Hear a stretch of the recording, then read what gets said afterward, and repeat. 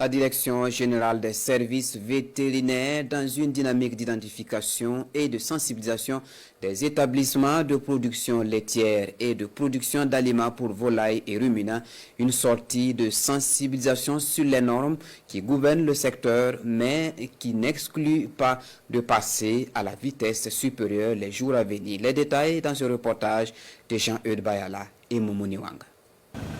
Cet établissement au quartier Goungen de la ville de Ouagadougou fait dans la transformation et la commercialisation de produits laitiers. Une production axée sur le lait pasteurisé et les yaourts bien prisés des Ouagavillois.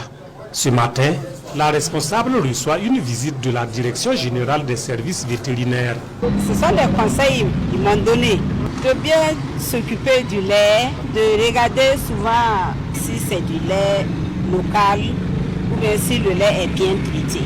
C'est une visite d'inspection pour s'assurer d'une part des conditions de production et de conservation des produits laitiers et sensibiliser au respect de la réglementation.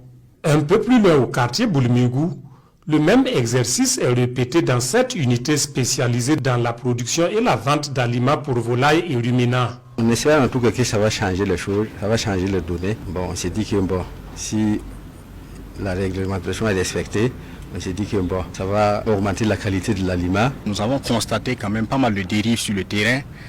Pour certains producteurs, quand je prends le cas de l'aliment, la production de l'aliment pour animaux, nous avons constaté l'installation anarchique de producteurs à travers la ville de Ouagadougou et même au-delà. Ce qui fait qu'il n'y a pas d'encadrement en tout cas qui est fait vis-à-vis justement de ces producteurs-là. Pour exercer dans la production laitière et de l'aliment pour animaux, il faut désormais disposer d'une autorisation préalable et produire selon les normes requises, au risque de s'exposer à la rigueur de la loi. Passé cette étape de sensibilisation-là, nous allons faire des sorties inopinées sur le terrain.